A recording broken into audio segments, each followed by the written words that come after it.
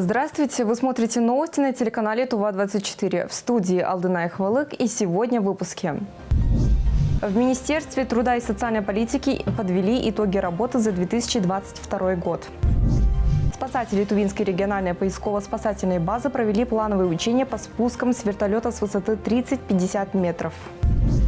В музыкально-драматическом театре прошел ежегодный ректорский бал.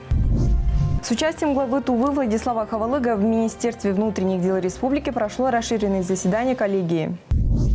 Как информирует агентство по внешнеэкономическим связям Республики Тыва, с 21 по 25 февраля 2023 года вводятся ограничения в работе пунктов пропуска через государственную границу с Монголией. 21 и 22 февраля устанавливаются санитарные дни на пунктах пропуска Хандагайты, Цаган, Толгой и Шара-Сур. Ограничения устанавливаются по инициативе монгольской стороны в связи с празднованием Нового года по лунному календарю Монголии. Также в связи с празднованием Дня защитника Отечества 23 февраля и переносом выходного дня с 1 января на 24 февраля. Таким образом, с 21 по 24 февраля движение через государственную границу на всех 3 пунктах пропуска будет приостановлено. В прошлом году в Туве по показателю общий уровень безработицы был достигнут рекорд и исторический минимум. Об этом сегодня сообщили на расширенной коллегии Министерства труда и социальной политики республики. Кроме того, в ведомстве подвели итоги прошлого года и наметили план на текущий 2023 год. Какие вопросы еще обсудили, расскажет Айра Сад. Расширенная коллегия – это прежде всего подведение итогов за многолетний безупречный труд, образцовое выполнение служебных обязанностей. Благодарностью Министерства труда и социальной защиты России награждена заместитель директора Чаданского дома-интерната для престарелых и инвалидов Элла Мангуш. Я начала работать с открытия этого дома-интерната, Чаданского дома-интерната. И вот стаж у меня вместе развивается и рос вместе с домом-интернатом. Социальная работа – это тоже очень интересный вид работы. Очень любим нашу работу, свою работу и своим подопечным, получателям социальных услуг. Наш руководитель Владимир Комьолович работает с открытия нашего дома-интерната и работает по сей день. Он лучший руководитель. Дипломом Министерства труда и социальной политики Тувы отмечена Чечена Ламажа. Инструктор по лечебной физкультуре Кызылского дома-интерната для престарелых и инвалидов заняла первое место в региональном этапе Всероссийского конкурса профессионального мастерства в сфере социального обслуживания. В основном мы работаем в разработке верхних и нижних дыхательной системы, верхних и нижних конечностей и острое нарушение мозгового кровообращения. Как мы восстанавливаем здоровый образ жизни всех своих наших подопечных и реабилитации инвалидов. В учреждении работаю 10 лет, общий стаж у меня 23 года. В прошлом году по показателю общий уровень безработицы, как сообщили на расширенной коллегии, был достигнут рекорд. Исторический минимум по уровню общей безработицы в Туве был достигнут в октябре прошлого года и составил 7,9. Для сравнения, в 2021 году это были 15%. Отрадно то, что в прошлом году начался очень активный прием заявлений от граждан на едином цифровом портале «Работа России». Из числа обратившихся 32 тысяч человек, значит, 56% они обратились за поиском работы. 44 из них было признаны безработными. Им была обеспечена занятость или трудоустроено порядка 10 600 человек, в том числе на постоянную работу 54% и на временные работы 45%. Реализация мероприятий по организации профессионального обучения и дополнительного профобразования безработных граждан – одно из приоритетных направлений. На эти цели мы направили 7,7 миллионов рублей, прошли обучение 526 граждан, план был исполнен с превышением на 5,2%, трудоустроено 387 человек, при плане 66 мы трудоустроили из них порядка 74%. Один из главных критериев итогов работы – это исполнение мероприятий по реализации послания главы Тувы Верховному Хуралу. Так выполнен полный переход предоставления мер социальной поддержки через автоматизированную систему управления персональными данными, единый социальный регистр населения. Благодаря этому повысилась эффективность и правомерность назначения выплаты мер социальной поддержки. Открыт и многофункциональный семейный центр. Произошел и процесс реорганизации Минтруда. Создан штаб помощи военнослужащим. По поручению главы Республики Тыва все мы знаем, что в прошлом году был создан республиканский штаб. Данный штаб у нас создан на базе объекта Министерства труда. Основная часть практической работы, организационной работы, нормотворческой работы, конечно же, легла на Министерство труда. И по сей день данная работа, она так и сохранилась. В части работы с мобилизованными гражданами, в части работы с семьями участников специальной военной операции, конечно же, тут без органов социальной защиты населения не обойтись. Поэтому, на мой взгляд, здесь основную роль играет все-таки Министерство труда и органы социальной защиты на местах. В прошлом году 3624 многодетных семьи получили социальный уголь, а участниками проекта «Социальный картофель» получено свыше 635 тонн картофеля. Это в среднем 100 килограммов на одну семью. Хорошие показатели и по реализации социального контракта. Участниками стали более 4000 человек. Айра Сачиханугак, Езамат Очур, телеканал ТУВА-24. Следственный комитет по Туве сообщил о возбуждении уголовного дела по факту надругательства ребенка в Тесхемском районе. Как рассказали в региональном следкоме, в настоящее время для установления всех фактических обстоятельств проводятся необходимые следственные действия. Также назначены судебно-медицинские экспертизы. Пострадавший ребенок проходит обследование в республиканской больнице. Ему и его семье оказывается психологическая помощь. Дело находится под личным контролем главы республики. Барун-Хемчикский районный суд провел выездное судебное заседание в местечке Шолбан-Ак, Сумона-Ак Барун-Хемчикского района. Судом рассматривается уголовное дело в отношении лица, обвиняемого в совершении незаконной рубки лесных насаждений в особо крупном размере. По версии следствия, в период времени с мая по июнь 2021 года подсудимый с целью незаконной рубки деревьев, не имея соответствующего разрешения на рубку деловой древесины, умышленно путем спиливания отделил стволы деревьев от корней, чем совершил незаконную рубку 245 сырорастущих деревьев породы лиственницы сибирской в 78-м километре автомобильной дороги А-161 Агдавурак-Абаза.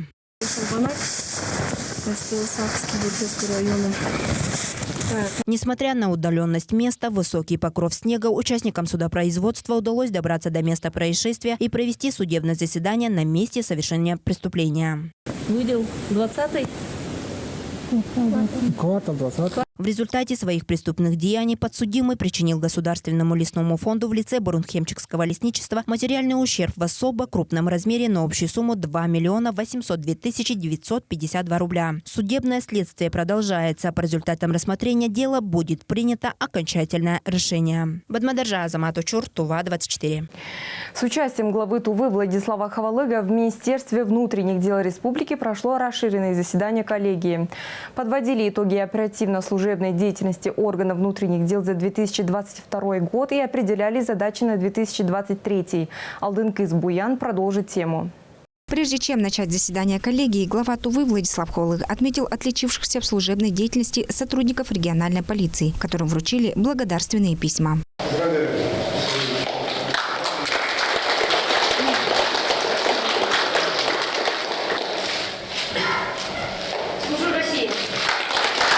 В Туве по итогам 2022 года сохраняется тенденция снижения показателей преступности по нескольким показателям. В частности, как отметил министр Сергей Кондрашов, это касается уличной преступности. Принятые профилактические меры обеспечили снижение преступности в общественных местах на 32,7%.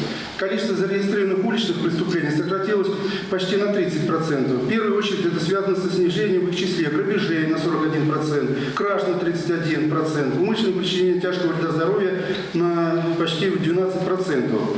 На заседании коллегии глава Тувы отметил, что в 2022 году было проделано много работы по профилактике правонарушений, борьбе с пьяной преступностью, незаконной продажей спиртного. И эта работа будет продолжена и усилена. Владислав Хавалыг поставил несколько задач перед рабочей группой, работающей в направлении пресечения незаконного оборота алкоголя, в частности, на посту Шевелик. Я так понял, что я ранее не знал, если сотрудник ГИБДД останавливает, если хочет провести досмотр фуры, да, это ему самому придется все это вытаскивать и затаскивать. Тогда, вот, конечно, наверняка, так сказать, у него столько сил нет, так сказать, чтобы каждый транспорт, фуру, так сказать, останавливать, так сказать, да, здесь на обнаружение, на предмет обнаружения незаконных, так сказать, да, предметов. И оружие там, или, может быть, да, наркотиков, и других, прежде всего, так сказать, да, по алкоголю.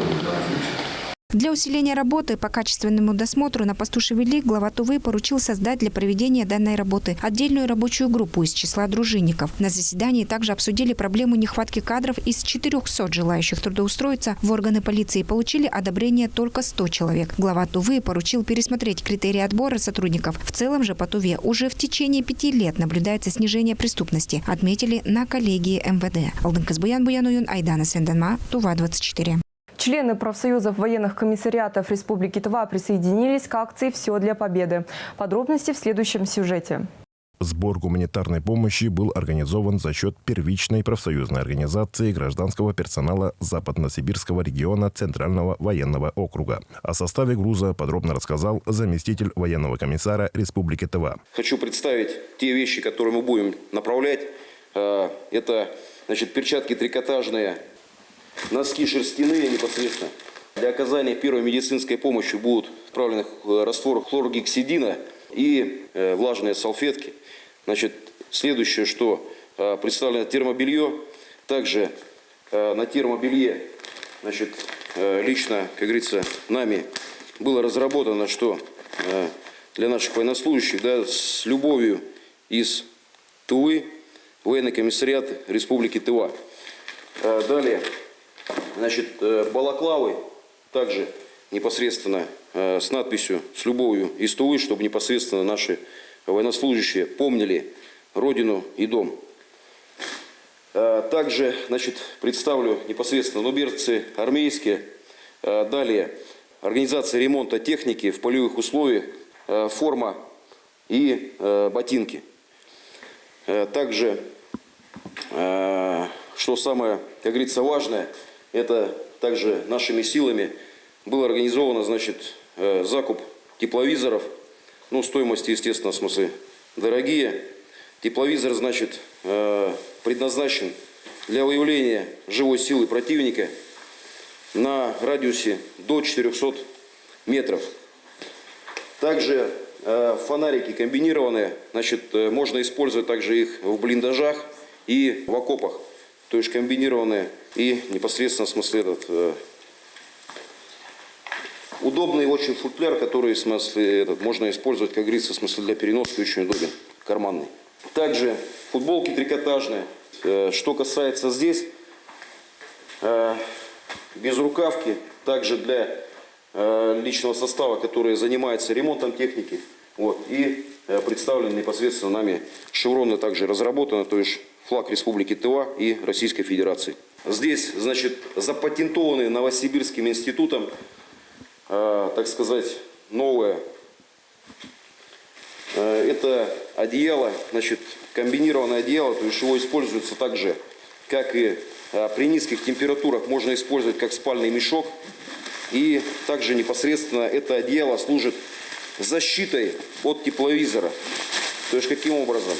Военнослужащий непосредственно, находясь, как говорится, в лесу, может спрятаться под ним, и уже, как говорится, противник, либо снайпер его по тепловизору не заметит. То есть оно запатентовано, лично проверенное.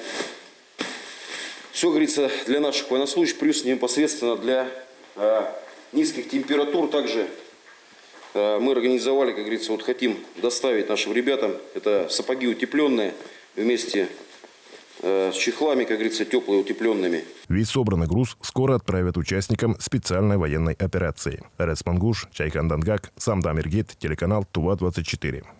Спасатели Тувинской региональной поисково-спасательной базы провели плановые учения по спускам с вертолета с высоты 30-50 метров.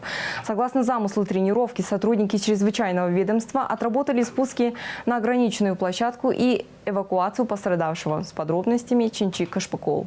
Обязательное требование любых учений – инструктаж. Руководитель напоминает сотрудникам о последовательности действий. Им предстоит спуститься на землю из вертолета, который завис в воздухе, чтобы поднять на борт условного пострадавшего. Для этого требуется лебедка и прочная веревка, которая перед взлетом обязательно проходит проверку. Сегодня отрабатывались действия при объявлении сигнала «Тревога». Отработали, радиотехническим поиском нашли. Подсадка была невозможна. Отработали спуск на веревке, оказание первой помощи эвакуации на лебедке. Десантирование проходило без парашютов, а при помощи специального веревочного снаряжения и за счет личных физических навыков спасателей. Этот способ помогает поднять на борт вертолета пострадавших из труднодоступных локаций или спустить жизненно важное оборудование. 2 вдоха и 30 нажатия. 3 раза повторяем, если не получается, все.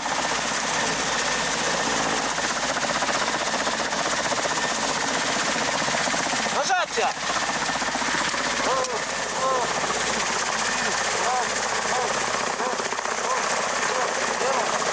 Это совместное учение нескольких ведомств, где каждый отрабатывает выполнение своих задач. Спасателям навыки пригодятся при спасении людей в труднодоступных местах, куда без помощи вертолета не доберешься. Где такое вот беспарашютное десантирование – единственная возможность быстро прийти на помощь. Я считаю очень важным подготовка многодифференциальная по экстремальной медицине, по тактической медицине, потому что они сейчас очень востребованы и на гражданском поприще, и на военном. Я считаю, что нужно приходить к общим стандартам по оказанию первой помощи в соответствии с законодательством Российской Федерации. Ну и плюс обмениваться опытом. Перед выходом спасателя из вертолета выпускающий повторно проверяет закрепление спускового устройства к веревке и после разрешения командира воздушного судна дает команду на спуск. Во время десантирования выпускающий контролирует процесс спуска, постоянно поддерживая со спасателем визуальный контакт, а также связь с пилотами для корректировки воздушного судна в воздухе. Спасатели отработали на 4, есть замечания, которые мы отработаем. И самое основное, это, конечно, работа с экипажем, с воздушным судном, чтобы было взаимодействие. Нередко спасателям приходится высаживаться в труднодоступные районы для проведения поисково-спасательных работ. Благодаря таким тренировкам профессионалы совершенствуют свои навыки и в реальной ситуации более четко и быстро осуществляют беспарашютное десантирование. Чинчика Шпуков, Владимир Сюртук, Самдам Иргит, телеканал Тува-24. 25 января в России отмечается День студента. Агентство по делам молодежи совместно с молодежными организациями республики провели донорскую акцию «Оставайся донором». Сегодня пришли сдавать кровь студенты. Данная акция закончится 27 января. Студенты сдавали кровь, чтобы спасти чью-то жизнь. Ко Дню студентов в Кызыле прошла акция «Оставайся донором». Молодежные активисты проводят ее уже 4-й год. Все с удовольствием присоединились к акции. Кто-то сдавал кровь впервые, а кто-то уже имеет опыт. Так, студент Кызылского техникума экономики и права потребительских коопераций Орлан сдает кровь только во 2-й раз. Он знает, что его кровь нужна. Я сдаю кровь уже 2-й раз и собираюсь продолжать. Для меня это очень важно, так как нужно помогать ближним и всем, кто нуждается, безвозмездно. Многие студенты регулярно сдают кровь, чтобы помочь тем, кто больше всего в этом нуждается. Кроме того, организаторы также приняли активное участие. Ежемесячно в акции принимают участие более 200 человек. Это не только взрослые, но и волонтеры, студенты, готовые оказать свою помощь жителям, которые нуждаются в переливании крови. Акция проводится с целью пополнения запасов банка крови. И мы призываем граждан активно принимать участие в нашей акции.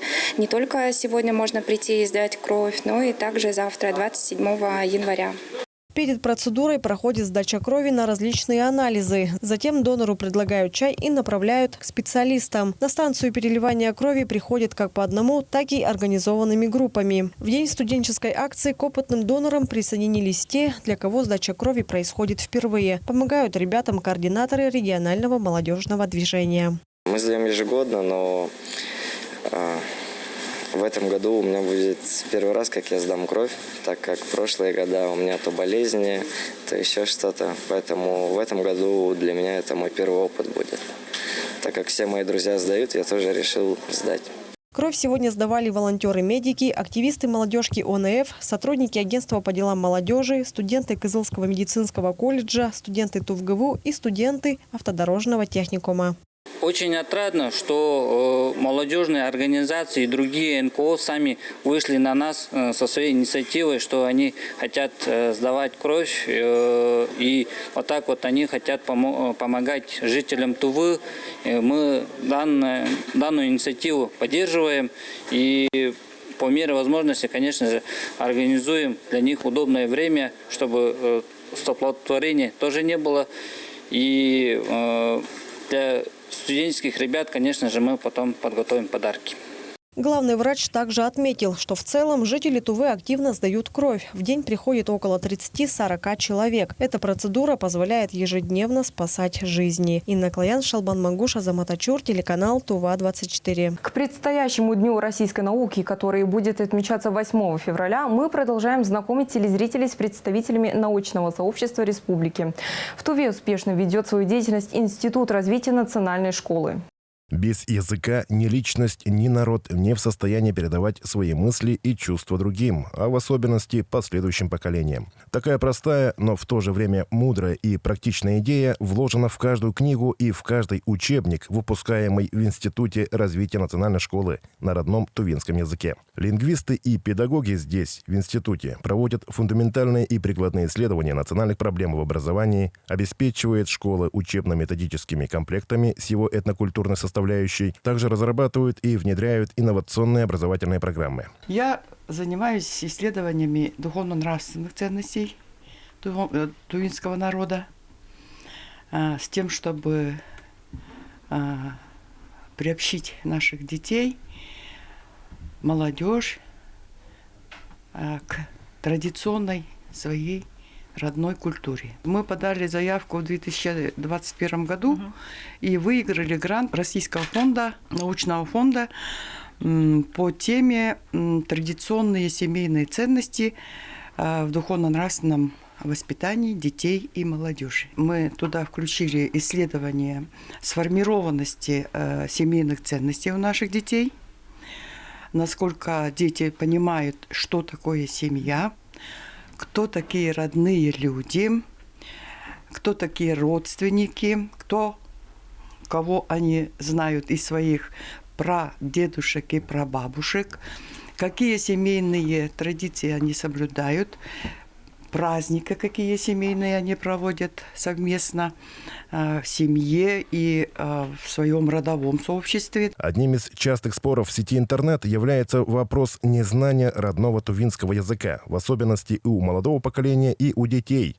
Но у опытного педагога и филолога на этот счет есть другое мнение. Я могу сказать, что у нас в Туве, по сравнению с Бурятией, с Хакасией, с Алтаем, у нас в Туве тувинский язык, он находится сейчас в живом употреблении, и особенно это касается сельской местности и детей, которые именно приобщены к труду и к сельскохозяйственному, животноводческому труду, они больше говорят на тувинском языке, и они больше знают слова, связанные именно с этими отраслями производства. И знаете, что нас беспокоит? Но в городе у нас очень такое плачевное состояние, потому что дети наши не говорят, а некоторые дети, да, в основном подрастающие, дошкольного возраста,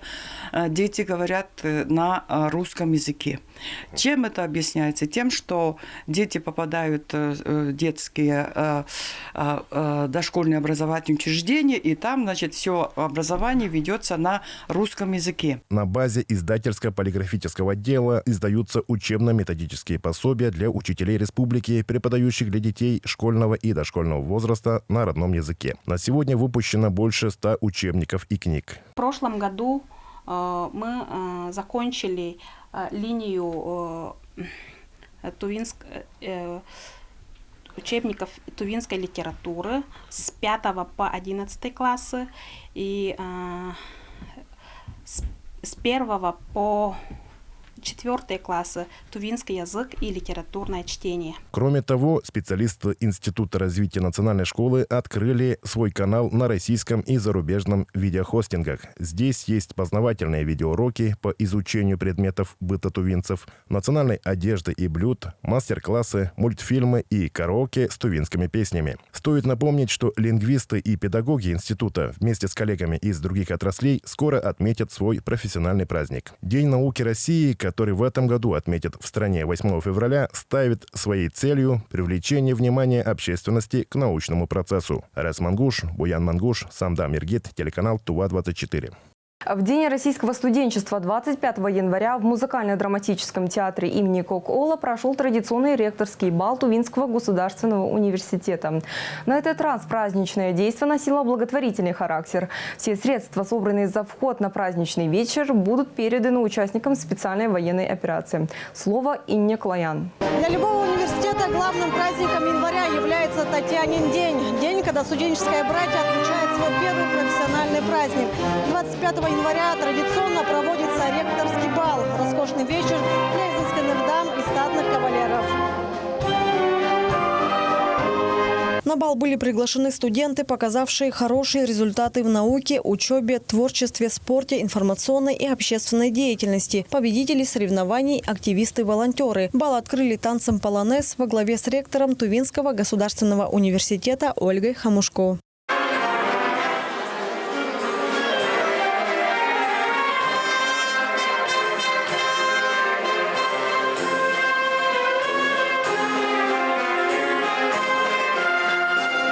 Среди танцующих пар кадеты Кызылского президентского кадетского училища, школы номер 1 города Кызыла, учащиеся республиканской школы-интернат Тувинского кадетского корпуса, выпускники колледжа искусств. Наш университет – это своего рода вершина всей системы образования, образовательного пространства. То, конечно же, мы приглашаем на наше мероприятие школьников, обучающихся в средних специальных учебных заведениях. Обязательным условием является соблюдение дресс-кода.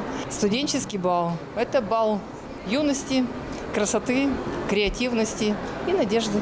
10 лучших студентов получили именные стипендии главы Республики Тыва, которые передала его заместитель Елена Хардикова.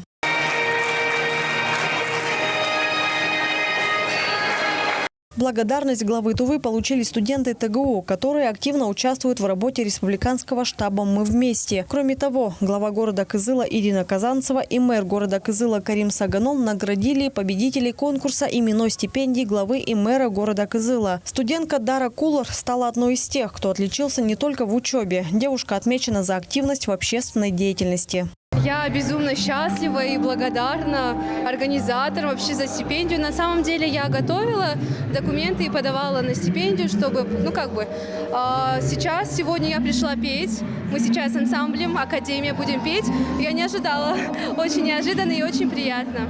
А кульминацией бала стало награждение победителей конкурса «Лучший выпускник-2023». Ею стала студентка физико-математического факультета.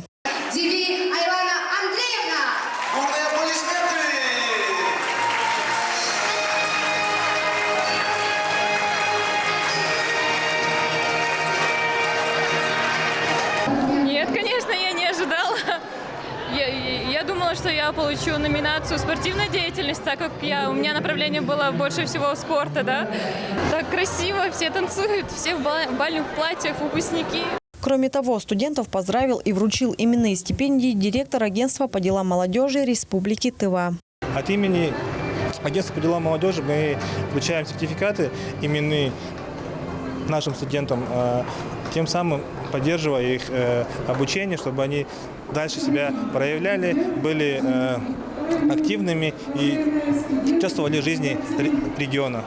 Напомним, что бал в этом году носил благотворительный характер. Все средства, собранные за вход на этот вечер, будут переданы в региональный штаб помощи военнослужащим. Инна Клоян, Владимир Сюртук, Азамат Ачур, телеканал ТУВА-24. Это были все новости к данному часу. А я с вами прощаюсь. Всего доброго. До свидания.